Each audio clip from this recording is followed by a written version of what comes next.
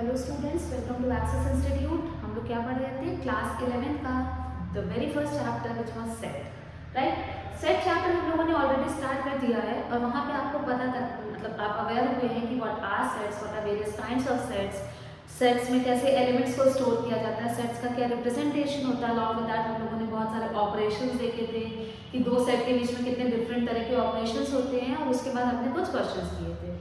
अब बात ये आती है कि सेट पढ़ तो लिया, but are the applications of set, set का यूज कहाँ पे करेंगे। तो अब हम लोग, हमारा ये लास्ट लेक्चर और इसके बाद आपका सेट चैप्टर कंप्लीट हो जाएगा। तो अब हम लोग पढ़ने जा रहे हैं application of Venn diagram. Venn diagram से हम लोग ऑलरेडी इंट्रोड्यूस हो चुके हैं। Application of Venn diagrams is the only real time application जो कि आप लोग सेट को यूज करेंगे रियल लाइफ प्रॉब्लम्स को सॉल्व करने के लिए।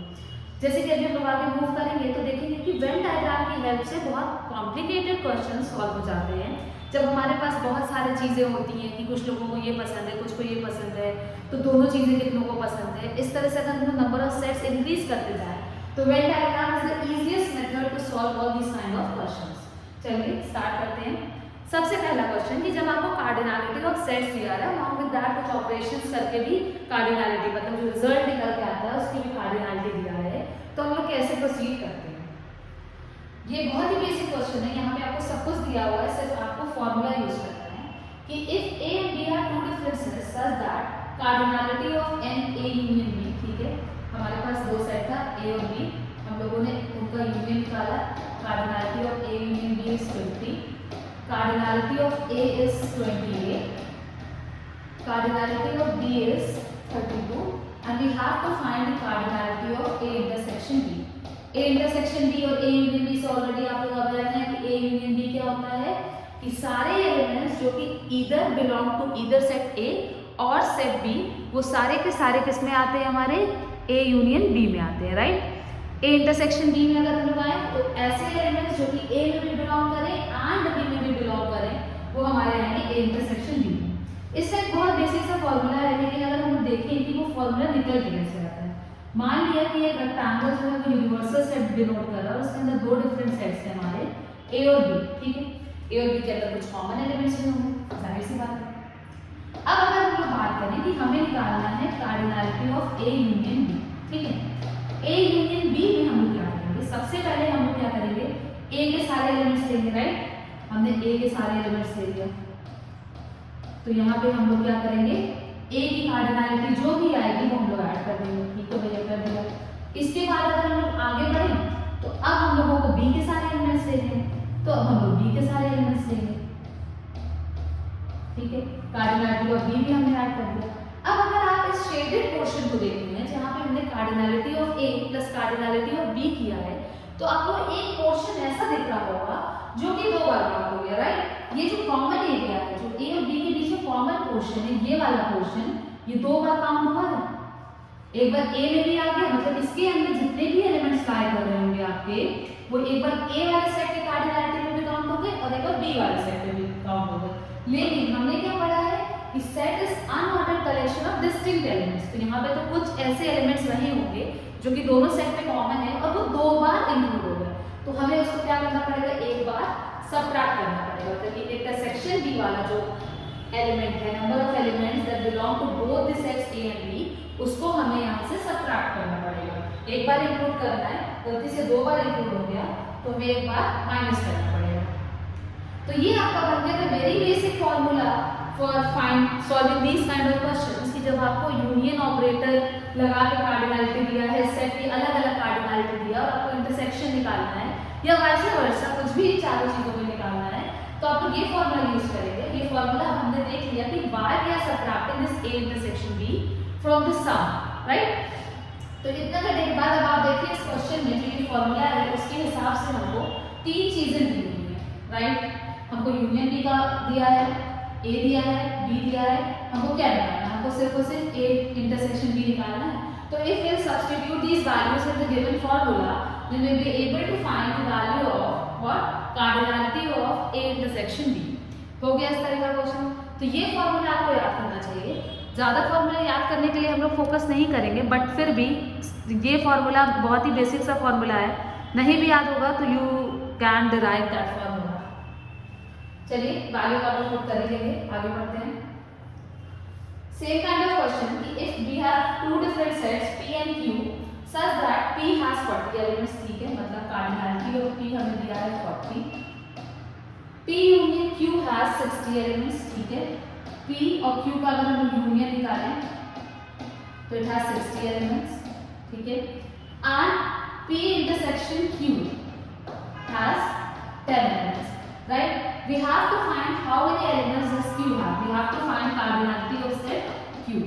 तो वही सेम चीजें अगर आप लोग देखेंगे तो हमारे पास जो भी हमारा फॉर्मूला था उसके हिसाब से हमें 3 डिफरेंट चीजें दी हुई हैं और एक चीज पूछ रहा है, तो bye substituting these values in that formula which we have read earlier, क्या था फॉर्मूला हमारा, साथ साथ देखिए, cardinality of P union Q is nothing but it is equal to cardinality of P plus cardinality of Q minus cardinality of P intersection Q. यही formula था। इस फॉर्मूले के अकॉर्डिंग हमें 3 चीजें दी हुई हैं, 3 चीजें सब्स्टिट्यूट करेंगे, will be able to find the fourth unknown which is cardinality of Q। ठीक है, ये सारी चीजें तो फॉर्मूला बेस्ड होती जा रही हैं। मान लीजिए कभी क्वेश्चन ऐसा आ गया, अब यहाँ तो कुछ दिया नहीं है, अब क्या करेंगे कि we have in a school there are 20 teachers who teach mathematics or physics, ठीक है, of these 12 teach mathematics, 12 and 4 teach physics and mathematics, how many teach physics? तो यहाँ पे आपको देख के समझ में आ रहा होगा कि 2 डिफरेंट, मतलब हमारे पास कुछ लोग हैं और 2 डिफरेंट सेट में बच्चों टीचर्स को बांटना है। एक सेट है जो फिजिक्स पढ़ाता है और दूसरा सेट है जो मैथ्स पढ़ाता है। इन सारे केसेस के क्वेश्चन को इसको आप फॉर्मूले से भी कर सकते हैं, लेकिन हम लोग वेन डायग्राम से प्रोसीड कर रहे हैं। व्हाई? बिकॉज जब 3 सेट हो जाएंगे तो वेन डायग्राम प्रेफर करना ज्यादा सिंपल होगा। ठीक है, हमारे पास कुछ टीचर्स हैं, ये यूनिवर्सल सेट है, उसमें से कुछ टीचर फिजिक्स पढ़ाते हैं, कुछ टीचर मैथ्स पढ़ाते हैं, ठीक है, कुछ टीचर दोनों भी पढ़ाते हैं। ओके, तो हमको क्या दिया है, अब हम क्या करेंगे कि ये जो यूनिवर्सल सेट में हमारे पास 2 डिफरेंट सेट्स हैं, वो देखिए पूरे रीजन को 3 पार्ट में डिवाइड कर रहे हैं, एक फिजिक्स वाला है, एक मैथ्स वाला है और एक कॉमन पोर्शन है पूरा, राइट। तो हम क्या करेंगे कि ये जो पोर्शन है जो फिजिक्स में सिर्फ है उसको ए लिख दिया, जो मैथ्स में सिर्फ है उसको बी लिख दिया, जो कॉमन है उसको सी लिख दिया। कोई प्रॉब्लम नहीं आता, ठीक है। आगे बढ़ते हैं, आगे देखिए क्या होगा यहाँ पे, ये हो गया हमारा, बोला है there are 20 teachers who teaches mathematics और फिजिक्स। हमारे पास 20 टीचर्स ऐसे हैं जो कि मैथ्स पढ़ाएं या फिजिक्स पढ़ाएं।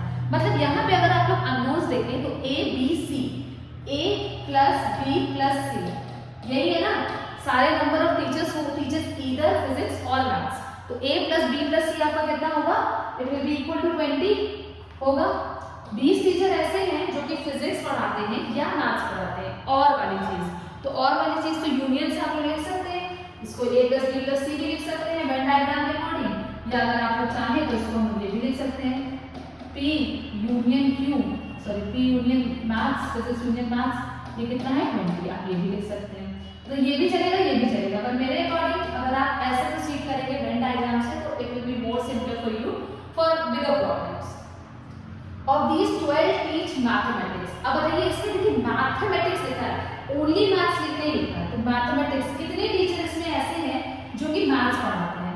तो हमको पता है कि इसमें B प्लस C टीचर्स ऐसे हैं जो कि मैथ्स पढ़ाते हैं। अगर ओनली मैथ्स बोलता, अगर ओनली मैथ्स बोलता तब हम लोग सिर्फ B लेते, क्योंकि B हमारा जो है वो सिर्फ मैथ वाले सेट में बिलोंग कर रहा है। लेकिन इन्होंने क्या बोला है, 12 टीच मैथमेटिक्स, तो 12 लोग अगर मैथमेटिक्स पढ़ाते हैं तो B प्लस C मैथ्स हो गया, ठीक है। 4 टीच फिजिक्स एंड मैथमेटिक्स, तो ऐसा कौन सा नोन है जो कि फिजिक्स और मैथमेटिक्स दोनों सेट में बिलोंग कर रहा है, तो इट इज C। तो C जो है वो है 4 फिजिक्स एंड मैथमेटिक्स।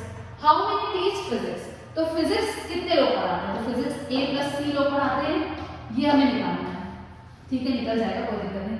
C की वैल्यू पता है, इसमें पुट करेंगे, हमको पता चल जाएगा B की वैल्यू, राइट। जब B पता चल जाएगा तो ऊपर वाली जो इक्वेशन है A plus B plus C is equal to 20, from there we can find the value of A और हमें A प्लस C निकल जाएगा। बस ध्यान रखने वाली चीज ये है कि जब ओनली मैथमेटिक्स बोलता, अगर ये बोलेगा कि we have to find the number of teachers who teaches only mathematics, तब हमको सिर्फ A निकालना होगा। लेकिन यहाँ पे क्या बोला है, number of teachers who teach mathematics, तो सिंपल हम लोग A प्लस C निकाल देंगे, ठीक है। तो मैं आपको इक्वेशन बना देती हूँ, आप लोग सॉल्व करिएगा, क्योंकि वैल्यूज पुट करके just we have to add और सबट्रैक्ट। ओके ठीक है, ये तो हो गया हमारा। अब अगला क्वेश्चन, ठीक है, अब फिर से देखेंगे। सबसे पहले क्वेश्चन देखते ही समझ आइए कि कितने सेट बनने हैं। कि वी हैव 70 पीपल जिसमें से 37 like coffee and 52 like T. ठीक है, तो मतलब जितने भी लोग हैं हमारे पास दो ग्रुप ऑफ पीपल हो गया, जिनमें से कुछ को कॉफी पसंद है, कुछ को टी पसंद है, राइट। तो हमारे पास अगर दो ग्रुप ऑफ पीपल हो गया तो हमारे पास कितने सेट बनेंगे? हमारे पास 2 सेट बनेंगे। हम लोग बना लेते हैं 2 सेट। एक टी का हो गया, एक कॉफी का हो गया। ये टी हो गया, ये कॉफी हो गया। अब इसमें हम क्या करें? वही सेम चीज, सेम प्रोसीजर कि हम लोग क्या करेंगे? हम लोग अननोन्स लिखेंगे, A B C. 3 he unknown आएगा, 2 सेट बनेगा तो 3 ही अननोन आएगा। इसमें क्या बोला है कि we have 70 people out of this 37 like coffee. तो इसमें से देखिए बताइए कॉफी कितने लोगों को पसंद है? तो एज वी कैन सी कि पिक्चर से बहुत ही क्लियर है कि बी प्लस सी जो है वो कॉफी वाला लोग है 37। 52 लाइक टी। टी में कितने लोग हैं? ए प्लस बी है 52। ठीक है, 3 अननोन है भैया, 2 इक्वेशन तो बन गए, तीसरी इक्वेशन चाहिए। And each person like at least one of the 2 drinks. इसका क्या मतलब हुआ कि जो टोटल हमारे पास 70 लोग हैं उनमें से हर इंसान को या तो चाय या तो कॉफी तो जरूर पसंद है। तो कुल मिला के मतलब ये हो गया कि कोई भी इंसान ऐसा नहीं है जिसको टी या कॉफी नहीं पसंद है। मतलब सारी जो एलिमेंट्स हैं 70 पीपल्स हैं वो इन दोनों सेट में ही बिलोंग करेंगे। तो इसका कहने का मतलब है कि a plus B plus C जो है आपका वो कितना है? 70 है। तो we got 3 unknowns and 3 equations. From there we can find the value of all the 3 unknowns. पूछा गया है how many like both coffee and tea. तो ऐसे एलिमेंट्स, ऐसे पीपल जो कि दोनों सेट में बिलोंग करें, मतलब बी, राइट, बी ही तो हमें निकालना है ना कि B are the number of people who like both coffee and tea. तो जब हमारे पास 3 इक्वेशन है, 3 अननोन है, तो from here we can find the value of all the unknowns. और क्वेश्चन के अकॉर्डिंग देख लेंगे कि किस अननोन की रिक्वायरमेंट है, तो यहाँ से वैल्यू भी निकल जाएगा। अब अगर आपसे पूछा जाता है कि how many people like only T, तो ओनली टी के लिए आप लोग ये निकालते हैं। अगर पूछ लिया जाता है कि how many people like only coffee, तो उसके लिए आप लोग क्या निकालते हैं? सी निकालते हैं। ठीक है, तो ये चीजें आपको बस ध्यान में रखनी है कि निकालना क्या है, और वो सेट में देख के आपको क्लियर रहेगा कि चीजें कौन सी फाइंड करनी है। अब जब आप लोग फॉर्मूला लगाते हैं तो कभी कभी कंफ्यूजन हो जाता है कि कहाँ पे क्या लें क्या ना लें। लेकिन जब आप पिक्टोरियल रिप्रेजेंटेशन, मतलब जो वेन डायग्राम था ना कि when diagram is the pictorial representation of the set, तो जब आप पिक्चर क्लियर करके रखेंगे ना तो वो चीजें आपको ऑलरेडी क्लियर रहेंगी कि हाँ भाई ये निकालना है, ये दिया है, ऐसा निकालना है। तो यहाँ से ये चीजें सिंपल हो जाती है। आगे बढ़ते हैं। अभी तो हम 2 सेट वाले क्वेश्चन कर रहे हैं ना। अभी तो देखिए ये जैसे क्वेश्चन है, ये बहुत ही सिंपल क्वेश्चन है। यहाँ पे सब कुछ आपको दिया है, ये आप फॉर्मूला भी लगा सकते हैं और आप ऐसे भी फाइंड कर सकते हैं। ठीक है, देखते हैं। बहुत एक छोटा सा क्लू आपको दिया जाएगा कि हमको दिया है cardinality of set A is 20, cardinality of set A union B is 42 and cardinality of set A intersection B is 4। अब वही सेम चीज देखिए जो फॉर्मूला जब हम लोगों ने सबसे पहला फॉर्मूला देखा था, यहाँ से आप लोग फॉर्मूले में ये तीनों वैल्यूज पुट करके we can find the cardinality of B। ये तो निकल ही जाएगा। अब बात आती है कि a माइनस बी निकालना है, b माइनस ए निकालना है, सेट डिफरेंस। तो अब यहाँ पे हमारे पास फॉर्मूला है, no need to worry about that. लेकिन ये फॉर्मूला आया कैसे? देखिए हम लोगों ने वेन डायग्राम जब देखा था कि अगर ये a है ये b है, तो a में से क्या करना रहता है? a माइनस बी में सेट a के एलिमेंट में से वो कॉमन एलिमेंट्स a और b की हटाना रहेगा। तो ये हमारा आंसर आना चाहिए। तो ये क्या है? ये है a minus B is equals to क्या होगा? कार्डिनलिटी ऑफ a में से हम लोग जो a b के कॉमन एलिमेंट्स हैं, मतलब इंटरसेक्शन वाले एलिमेंट्स हैं, अगर वो सबट्रैक्ट कर दें, वो रिमूव कर दें, तो हमें क्या मिलेगा? यहाँ पे हमको मिलेगा cardinality of a minus B. Similarly अगर हमको cardinality of b minus a निकालना है तो b माइनस a के केस में हम क्या करेंगे? सेट b में से, सेट b के एलिमेंट में से हम लोग फिर से वही कॉमन एलिमेंट्स को सबट्रैक्ट कर देगा। तो ये आएगा b माइनस a। तो b माइनस a का फॉर्मूला क्या हो गया? Cardinality of b minus cardinality of a intersection b।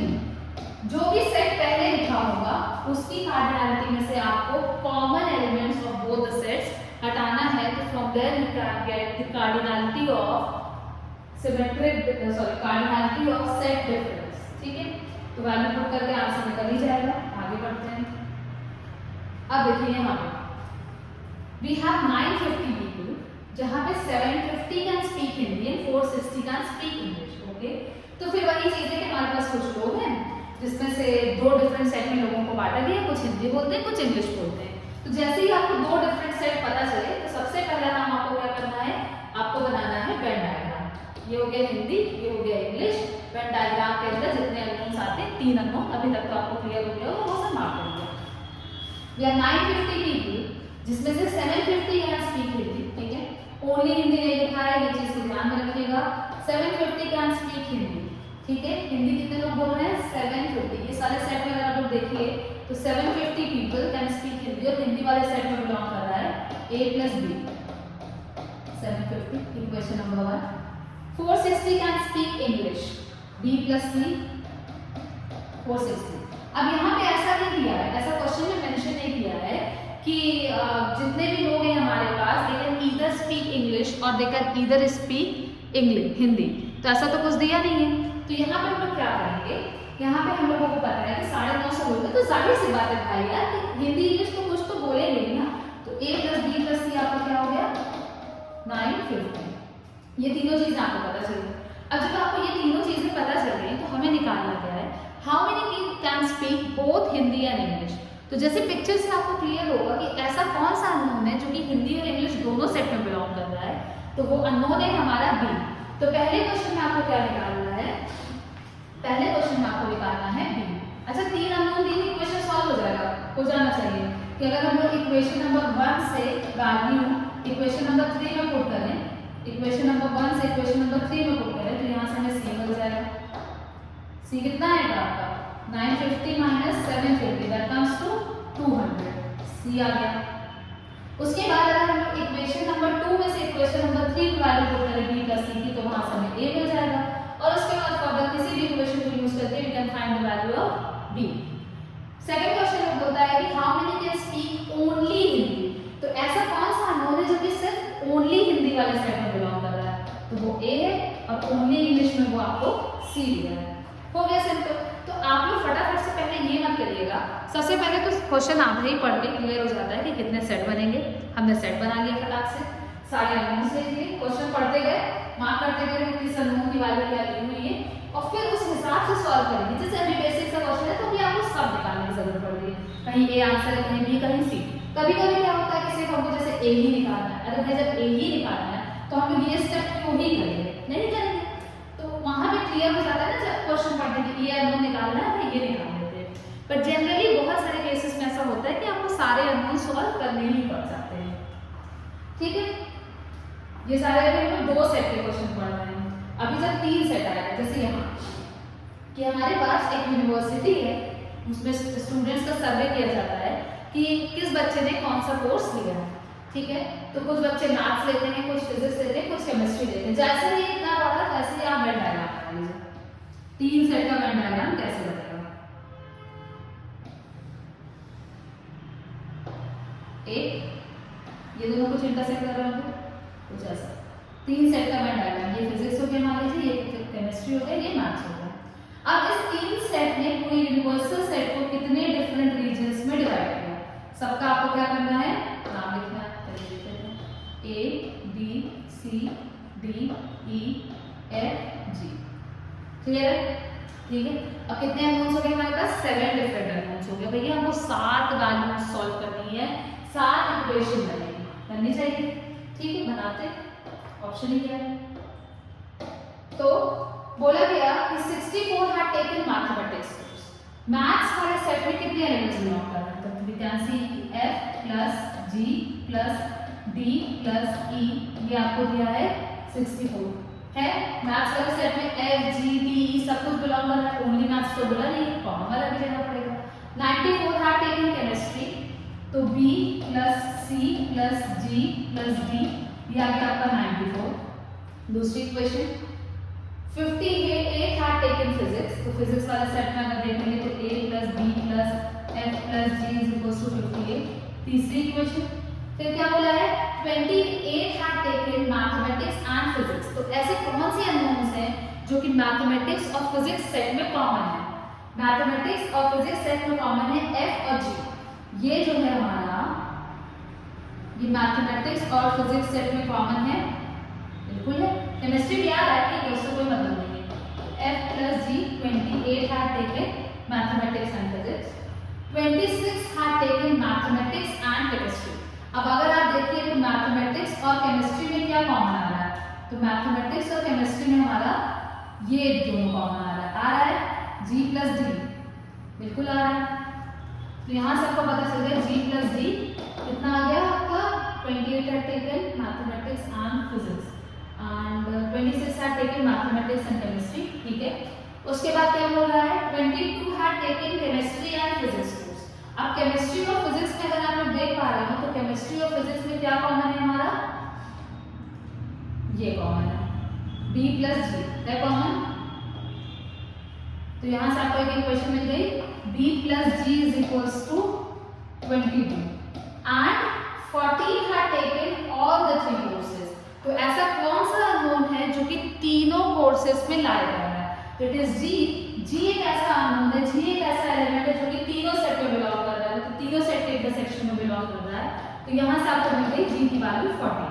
अब आपके पास कितने अननोन्स थे total, 8, right, A B C D 7, equation कितनी है आपके पास, 7 अननोन 7 इक्वेशन, ठीक है। G की वैल्यू 14 दिया है, B plus G में पुट करेंगे 22 में B निकल जाएगा, मतलब ऐसा अगर आपको मार्क करके दिखाया जाए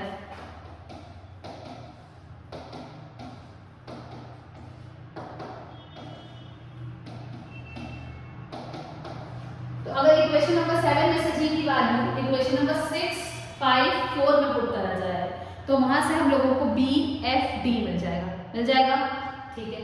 जब B F D मिल जाएगा, G हमको पता है, तो हम लोग कोई भी जो इक्वेशन नंबर 1, 2, 3 है उसमें अगर हम लोग वैल्यूज को पुट करें तो वहां से हमको सारे बचे अननोन्स मिल जाएंगे और हमारे पास सारे आंसर्स निकल चुके हैं।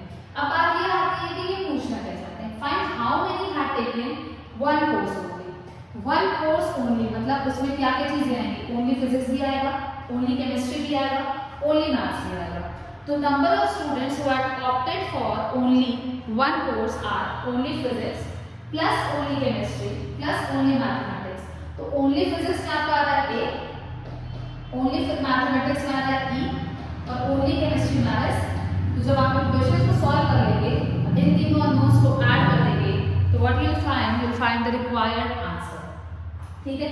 तो मेन खेल जो होता है वो होता है इक्वेशन बनाना, कि क्या चीजें दी हुई है, क्या चीजें पूछी गई है। इक्वेशन सॉल्व करना is not at all a big deal, क्योंकि बहुत ही सिंपल सा सॉल्यूशन है। जब G की वैल्यू दे दिया तब तो बहुत ही ज्यादा सिंपलीफाइड हो गया।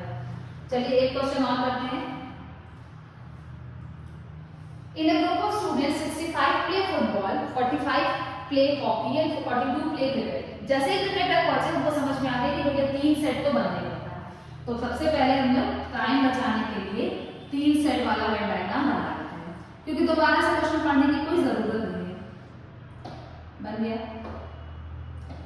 A B C D E। अच्छा, आपका कोई भी ऑर्डर हो सकता है, ऐसा कुछ नहीं कि G बीच में ही आना चाहिए।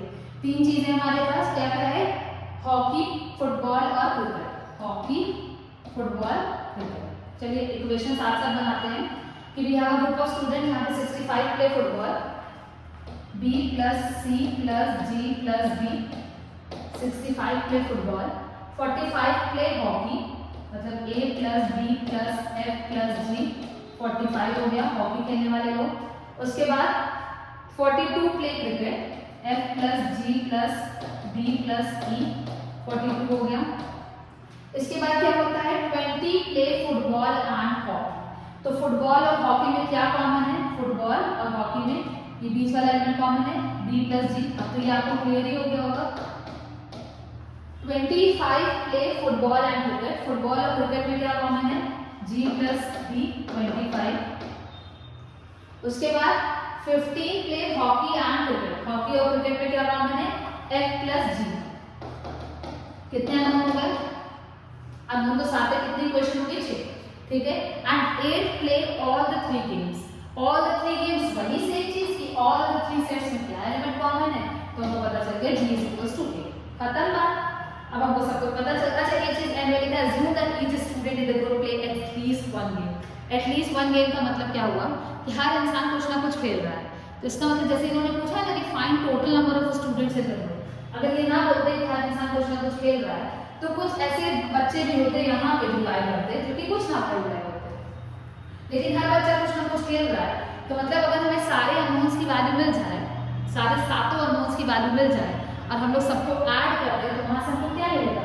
वहाँ से हमको मिलेगा कि जो आपका ग्रुप था, जो ग्रुप ऑफ स्टूडेंट्स थे, उसमें कितने बच्चे टोटल हैं। तो सब सिंपल सेम तरह की इक्वेशन बनी है। जी की वैल्यू पुट करेंगे अगर हम लोग लास्ट 3 इक्वेशंस में, तो वहाँ से हमको बी डी एफ मिल जाएगा। और उसके बाद अगर हम लोग स्टार्टिंग की 3 इक्वेशन में वैल्यू सब्स्टिट्यूट करते हैं, तो हमें सारे अननोन्स की वैल्यू मिल जाएगी। टोटल नंबर ऑफ स्टूडेंट्स निकालना है, सारे अननोन्स को ऐड कर देंगे और from there will get the required answer. तो अब इक्वेशन बनाना होप्सो आपके लिए सॉल्व इजी हो गया होगा, और सॉल्व करना तो पहले से ही इजी था। कि एक कॉलेज है, उसमें 60 स्टूडेंट्स एनरोल करते हैं केमिस्ट्री में, 40 फिजिक्स, 30 बायोलॉजी।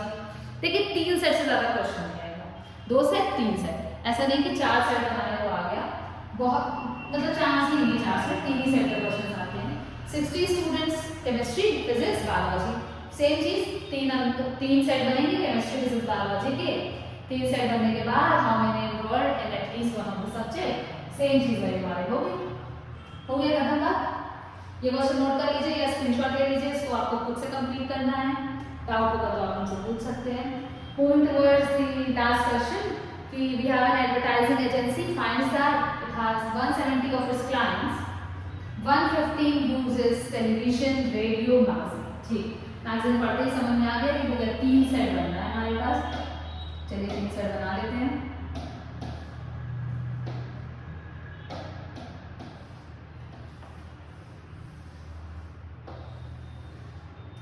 तीन वाले क्वेश्चन अगर आप प्रैक्टिस करेंगे तो it will be more easy for you to find the solution, जहां पे आपके पास 2 सेट होंगे। इसलिए 3 वाले प्रैक्टिस ज्यादा करिएगा, फिर 2 वाला तो आसान हो जाएगा। कितने सेट है हमारे पास? Television, radio, magazine. ठीक है,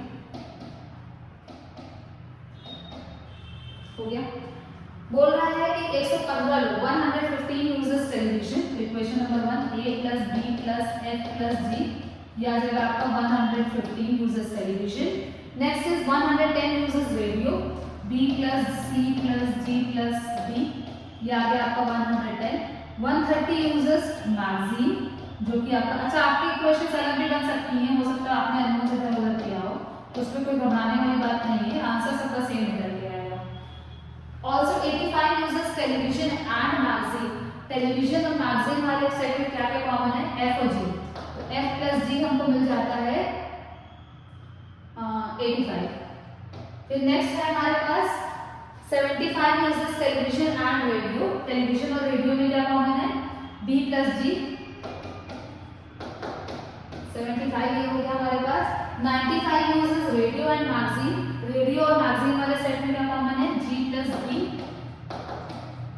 ये हो गया 95 uses. And 70 use all the 3। 70 लोग ऐसे हैं जो कि तीनों चीजों को यूज करते हैं, तो वो तो हमारा क्या हो गया? 70 वाले के लिए। 70 वाले के लिए हमारा G हो गया, तो G की वैल्यू हमें मिल गई 70। अब फिर वही 7 इक्वेशन, 7 अननोन, सेम तरीके से सॉल्व करना है, पर हम देखते हैं कि निकालना है how many uses only radio. तो ऐसा कौन सा अननोन है जो कि सिर्फ और सिर्फ ओनली रेडियो वाले सेट में लाई कर रहा है? तो इट इज सी, क्योंकि उसके अलावा तो सब कुछ कहीं कहीं और है ना, टेलीविजन में भी है, मैगजीन में भी है।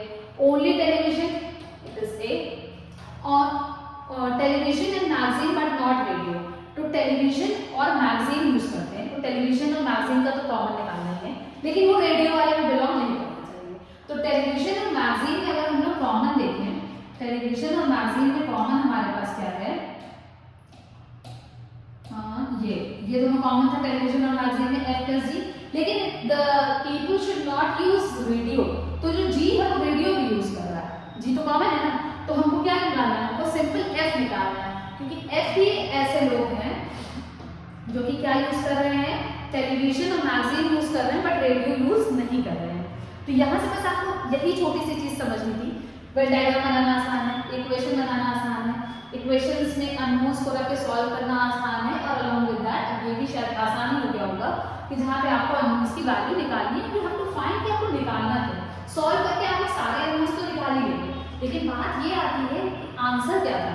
अगर ये चीज़ नहीं भी समझ में आती है कभी एग्जाम में, तो आप वो सॉल्व करके सारे अननोन्स निकाल लीजिएगा। 4 मार्क के क्वेश्चन में 2.5-3 नंबर तो मिल ही जाता है, ठीक है। तो आप लोग क्या करिएगा, अब आप लोग 3 सेट वाले क्वेश्चन को सॉल्व करिएगा, 2 वाला तो आसानी से हो जाएगा। तो यहाँ पे हम लोगों को क्या करना है, हम लोगों का ये कंप्लीट हो गया, we are wrapping up with the chapter. Set chapter आपका कंप्लीट हो गया, मतलब आप लोग का पहला स्टेप क्लियर हो गया क्लास 11 की मैथ्स का। अब आप लोग फटाफट से सारे क्वेश्चंस करिएगा, बहुत ही जल्द हम लोग मिलेंगे अपकमिंग चैप्टर्स की वीडियो में। Thank you for watching the video, enjoy.